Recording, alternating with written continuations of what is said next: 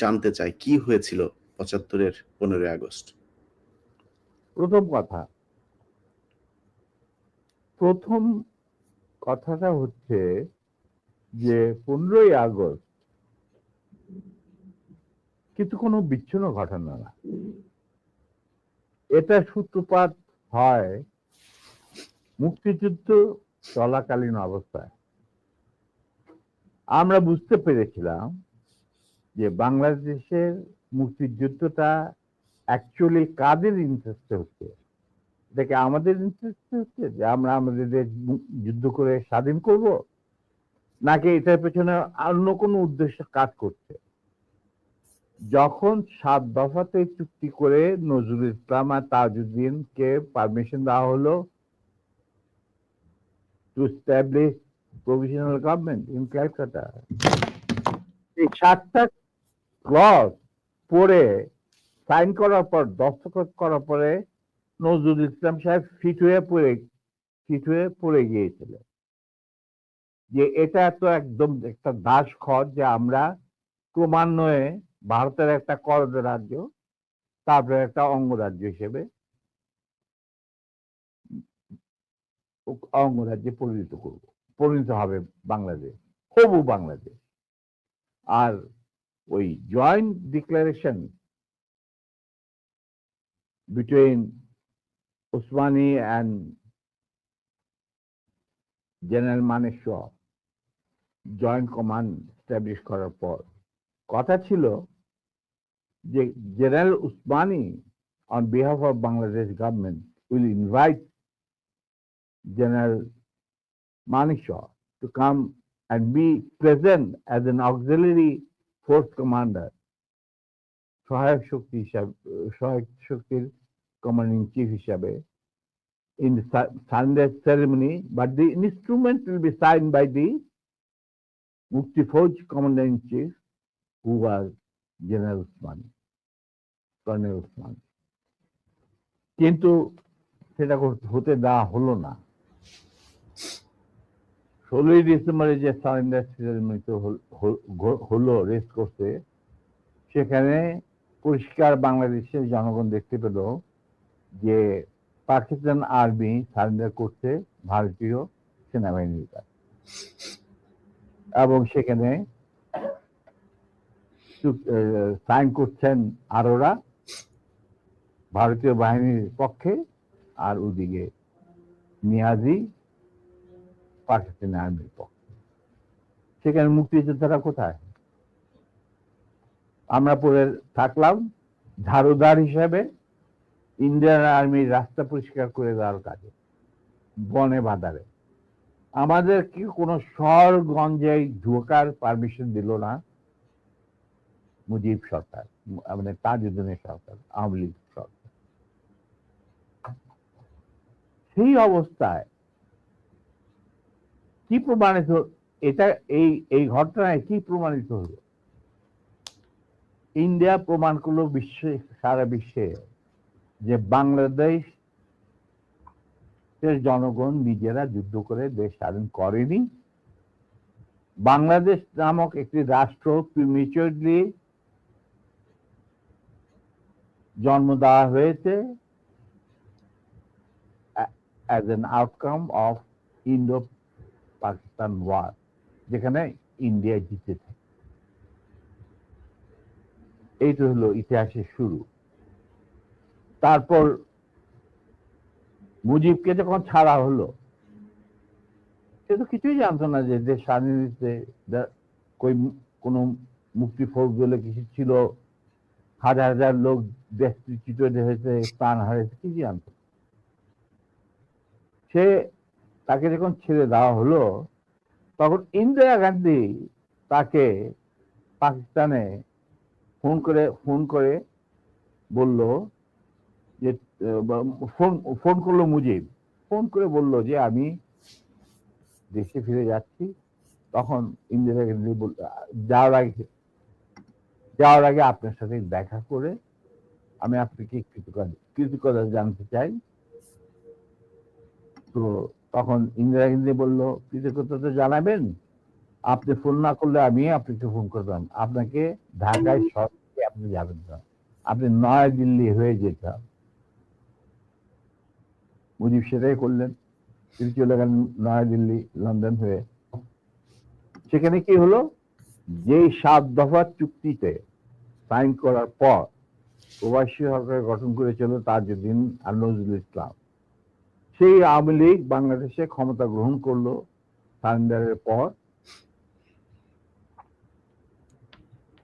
ওই 7 দফা ভিত্তিতে, এবং সেই 7 দফাতে মুজিব স্বাক্ষর দেওয়ার পর ফিরে গিয়ে তিনি ক্ষমতা নিজে হাতে নিয়ে নিলেন। তাজউদ্দিনকে বললো, তাজউদ্দিন তুমি প্রাইম মিনিস্টার থাকবে না, আমি হমু প্রাইম মিনিস্টার। তারপর কি হলো,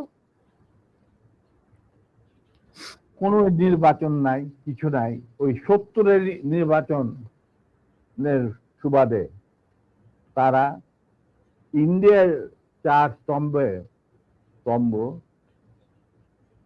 ডুপ্লিকেট বাংলাদেশে ইম্পোর্ট করে তার উপরে একটা সংগঠন বানানো, হুবহু এক। শুধু তাই না, রবীন্দ্রনাথ ঠাকুর, যাকে নিয়ে আমরা নাচানাচি করি এবং অনেকের মানে ভাসে যায়, আপ্লুত হয়ে যায় আবেগে, এই রবীন্দ্রনাথ ঠাকুর একজন ইন্ডিয়ান নাগরিক এবং ইন্ডিয়ার জাতীয় সঙ্গীতের রচয়িতা।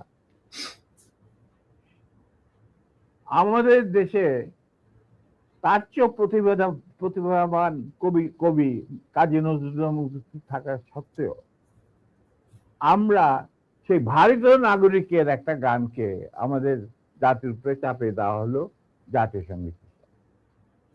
পৃথিবীর ইতিহাসে এমন কোন নজির আর দ্বিতীয়টা আছে বলে আমি মনে করি না। কেন কোন বাংলাদেশে যদি নজরুল ইসলামকে আমরা জাতীয় কবি আখ্যা দিয়ে থাকি, তাহলে নজরুল ইসলামের গান কেন হলো না? বা অন্য কারো গান হতে পারতো জাতীয় সঙ্গীত। ভালো ভালো কবি সাহিত্যিক ছিলেন আমাদের দেশে, কিন্তু পৃথিবীর ইতিহাসে কোথাও নাই যে বিদেশি এক নাগরিকে, যে নাকি তার দেশের জাতীয় সঙ্গীত রচনা করেছে এবং আমাদের শুদ্ধ স্বাধীন বাংলাদেশে এসেও আমাদের জাতীয় সঙ্গীত রচনা করতে হবে। কি ধরনের কথা? That means you have nothing in your hand. তারপর মুজিবকে দিয়ে রক্ষী বাহিনী সৃষ্টি করলো ইন্ডিয়া। তারা বাংলাদেশের সামরিক বাহিনীকে দুর্বল করে একটা নামের মাত্র সামরিক বাহিনী, হাতে লণ্ঠন, করে ঠনঠন, এই ধরনের একটা সেনাবাহিনী রাখবে। আর কারণ একটা সেনাবাহিনী তো রাখতেই হবে, কারণ যে কোনো জাতির মেরুদণ্ড হচ্ছে সেনাবাহিনী। ওই হাতে লণ্ঠন, করে ঠনঠন, আর আসলে তার চেয়ে অনেক শক্তিশালী একটা বাহিনী গঠন করলো ইন্ডিয়া। স্যার, ওই যে 7 দফাটা আমরা তো ইতিহাস পড়ে, আমরা তো আসলে সাক্ষী না, আমরা পড়ে মানুষকে জানানোর চেষ্টা করেছি। আপনার স্মরণ আছে 7 দফাটার কথা, কি কি ছিল ওই দফায়? যদি কয়েকটা গুরুত্বপূর্ণ জায়গা যদি মনে রাখেন। দেখো ভাই, আমি তো অ্যাকচুয়ালি 7 দফা একদম টোটো এগুলো আমার বইতে লেখা আছে। যারা এটা কেন জিজ্ঞেস করলাম স্যার, কারণ হচ্ছে মানে আপনি করতে পারবেন না স্যার, সেনাবাহিনী তো 7 দফা মানলে করতে পারবেন না স্যার। আমার পক্ষে হয়তো এখন রিকালেক্ট করা অফেন ডিফিকাল্ট, কারণ আমার মাথায় অনেক কিছু খেলা করে। জি স্যার। দু একটা জিনিস বলছি, যেমন ধরো মুজিব এবং তার সরকারকে প্রোটেকশন দেওয়ার জন্য ইন্ডিয়ান আর্মি অবস্থান করবে বাংলাদেশ। বাংলাদেশের কোন শক্তিশালী সামরিক বাহিনী গঠিত হবে না। বাংলাদেশের কোন স্বাধীন বৈদেশিক নীতি থাকবে না।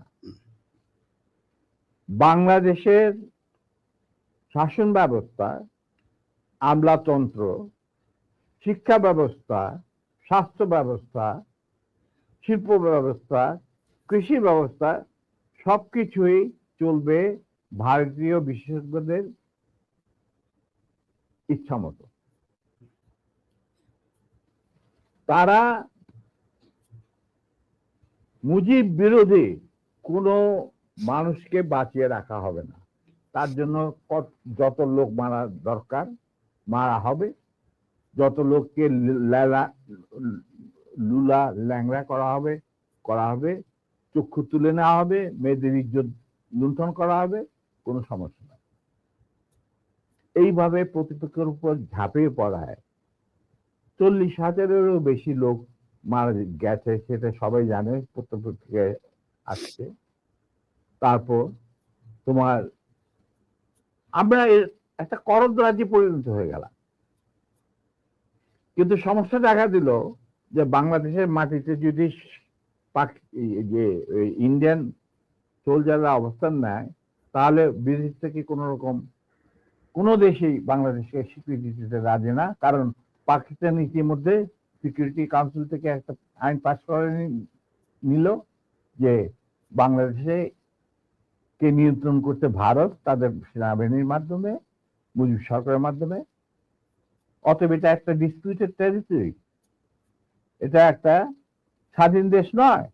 তাই আপনারা স্বাধীন কিভাবে রিকগনাইজ করবেন মুজিবের সরকারকে? এরপর এই অবস্থায় ইন্দিরা গান্ধী পড়ল মুসিবত, তো আজ মুজিব সরকার। তখন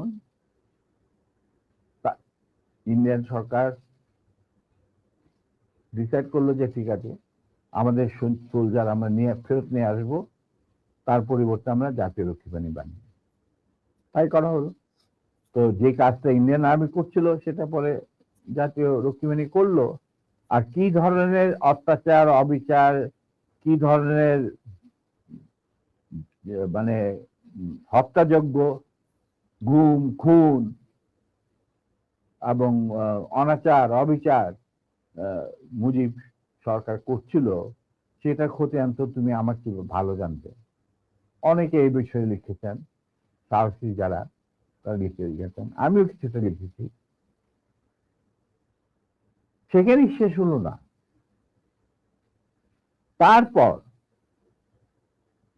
দেখা গেল যে সেই সুতিগার থেকে মুজিব কায়েম করলেন একদলীয় এক ন্যায়তত্ত্ব স্বৈরাচার শাসন বাকশাল, এবং নিজেকে তিনি আজীবন রাষ্ট্রপতি হিসেবে ঘোষণা দেবেন সিদ্ধান্ত না হলো। এই বাকশালের মেম্বার সবাই। সেই বাকশাল করার পর মুজিবের শক্তি বেড়ে গেল, তার নিষ্ঠুরতা এমন অসহনীয় পর্যায়ে চলে গেল, ইলিয়াস লুটপাট, মার ধর, চোরাচালান, তার নকল টাকা ছাপানো ভারত থেকে, এই সমস্ত মানে একটা আমাদের মনে অস্তিত্বই এমন অবস্থায় গিয়ে থাকলো যে মানুষ একদিন মুজিবের জন্য দোয়া করেছিল যে আল্লাহ এই মুজিব আমাদের চোখের মনি, আমাদের বাঁচাবে, দেশকে স্বাধীন করবে, বাঙালিদের ন্যায্য অধিকার আদায় করবে। সেই মুজিবের জন্য লোকজন আল্লাহর কাছে দোয়া চাচ্ছিল যে আল্লাহ আমাদের আদেশ দাও, নমরুদের হাত থেকে আদেশ দাও, আমরা তো শেষ মরে যাচ্ছি, সব কোথাও কোনো কেউ নেই প্রতিবাদ করা। এটা তো আমরা যারা সেনাবাহিনীতে তখন ছিলাম, যারা দেশপ্রেমী যোদ্ধা, তারা ঠিক মেনে নিতে পারেনি। যেভাবে তারা মেনে নিতে পারেনি পাকিস্তানের জান্তাদের অবিচার এবং দুরাচার। এরই পরিপ্রেক্ষিতে তাদের নেতৃত্বে সংগঠিত হয় একটা সেনা বিপ্লব। অনেকে বলে মুজিবকে মারা হলো কেন? মুজিব তো মারা যায় নাই, মুজিব নিহত হয়েছে। একটা সেনা অভ্যুত্থানে ঘটাকালে সেনা অভ্যুত্থান তো আর খালেদাতে মার্বেল খেলে না, ওখানে দুই পক্ষ থেকেই গোলাগুলি হয় এবং হতাহত হয় দুই পক্ষে। যেমন মুজিবের পক্ষের কিছু লোক মারা গেল, সেভাবে বিপ্লবীদের সেনা অভ্যুত্থানকারী বিপ্লবীদের তরফ থেকে কিছু লোক প্রাণ হারায়। এটাই বাস্তবতা। কিন্তু তারা বিজয়ী হয়ে গেল, বিপ্লবীরা বিজয়ী হলো, তারা ক্ষমতা